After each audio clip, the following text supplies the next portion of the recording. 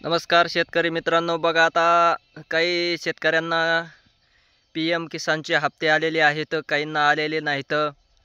आणि काहींचा तर काही कुटुंबामध्ये एकच पी एम किसानचं रजिस्ट्रेशन आहे आणि त्यांचे पण हप्ते काय झालेले आहेत, काही कारणास्तव बंद झालेले आहेत. काहींना नमो शेतकरी योजनेचे सुद्धा हप्ता आलेला नाही. काहींचे पाठीमागचेच हप्ते काहींचे काय झालेले आहेत. काहींना पी एमचे येतात पण नमोचे येत नाहीत काहींना. असं अडचण झालेली आहे. पण अ, बऱ्याच शेतकऱ्याचे काय केलेले आहे आता ह्यावेळेस हप्ते पी एम किसानचे तर बंद केलेलेच आहेत. त्यानंतर काहींना नमोचे येत नव्हते, तर नमोचे हे असे आहे की ज्यांना पी एम किसानचे हप्ते कंपल्सरी चालू आहेत, अशा शेतकऱ्यांना नमोचे सुद्धा हप्ते येतात. कारण त्या शेतकऱ्यांना कुठंही जायची गरज नाही, काहीही करायची गरज नाही. आणि वेगळ्या पद्धतीचं काही नवीन त्यांची नोंदणी वगैरे रजिस्ट्रेशन वगैरे काही नसतंय ह्याचं नमो शेतकरी सन्मान निधी योजनेचं. त्यामुळं जे नमो शेतकरी सन्मान निधी योजनेचा जो हप्ता आहे, इथून पाठीमागंही आलेले आहेत आणि इथून पुढंही येणार आहेत. ते हप्ते म्हणजे ज्या शेतकऱ्यांना पी एम किसानचे हप्ते येतात, रजिस्ट्रेशन केलेलं आहे, अशाच डाटा काय केलेला आहे त्यांनी घेतलेला आहे.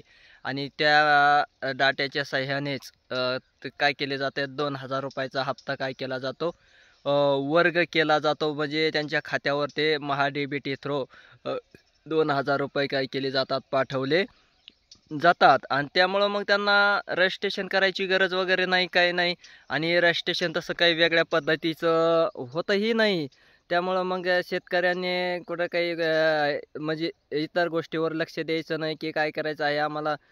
पी एम किसान योजनेचं जसं रजिस्ट्रेशन आहे तसंच नमो शेतकरी योजनेचं आहे, असं काहीही नाही. असं काही लक्ष वगैरे द्यायचं नाही याच्याकडे. ज्यांना ते हप्ते येतात त्यांनाच नमो शेतकरी योजनेचे सुद्धा काय होणार आहे तर हप्ते येणार आहेत. आणि ह्यावेळेस काय झालेलं आहे, एखाद्या कुटुंबामध्ये एकाच व्यक्तीचं पी एम किसानचं रजिस्ट्रेशन आहे आणि तरी त्यांचा हप्ता काय झालेला आहे, बंद झालेला आहे काही कारणास्तव. आणि मग काय करायचं आहे, कृषी विभागाशी संपर्क करायचा आहे, तिथं जाऊन पाहायचं आहे की काय अडचण आहे, कशामुळं आपला हप्ता बंद झालेला आहे, त्याला काय कारण आहे, आधार लिंक आहे का, आधारला बँक लिंक आहे का, बँकेला आधार वगैरे वगैरे, असं काय जे असेल ते काय करायचं आहे, पाहून घ्यायचं आहे. आपली के-वाय-सी झालेली आहे का पी एम किसानची, हेही सर्व गोष्टी काय करायच्या आहेत, पाहायच्या आहेत. आणि सर्व पाहून मग काय करायचं आहे, तहसीलीत वगैरे जाऊन काय करायचं आहे, चक्कर मारायची.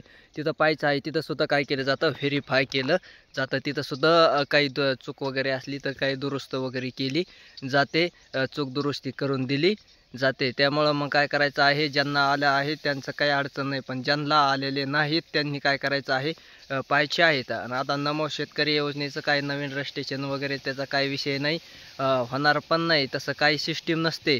त्यामुळं मग नवीन रजिस्ट्रेशनकडे काय करायचं आहे, दुर्लक्ष करायचं आहे. कारण ते होणार नाही, तसं काही होत नसतं.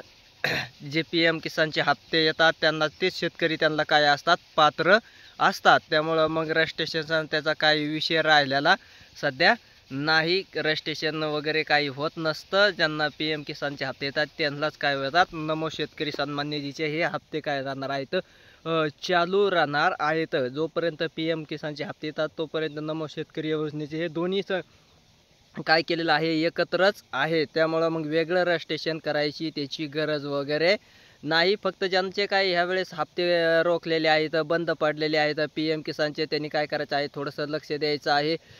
तालुका कृषी अधिकाऱ्याशी संपर्क करायचा किंवा मग तहसीलीमार्फत तिथं एक वेगळ्या पद्धतीचं सेक्शन आहे पी एम किसानचं, तिथंही जाऊन त्यांनी काय करायचं आहे, पाहायचं आहे. पाहिल्यानंतर मग तिथं आपलं व्हेरीफाय करायचं आहे, ज्यांचे रोखले आहेत काय अडचण आहे. आणि काही कुटुंबामध्ये पती पत्नीला आहेत तर पतीचे हप्ते काय झालेले आहेत, फिक्स कायम बंद झालेले आहेत आणि पत्नीचे हप्ते चालूच राहणार आहेत. त्यामुळं मग ज्यांचे पती पत्नीचे असतील दोघांचंही रजिस्ट्रेशन आहे, अशांचे काय होणार आहे तर नमो शेतकरी योजनेचे हे हप्ता काय होणार आहे, बंद होणार आहे पतीचा, आणि पत्नीचा चालू राहणार आहे.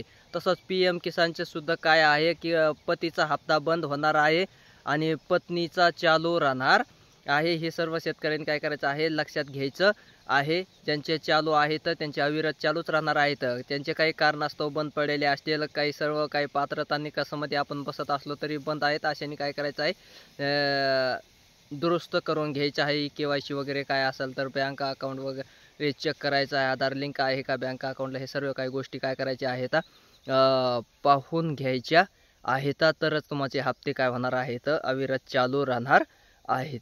धन्यवाद.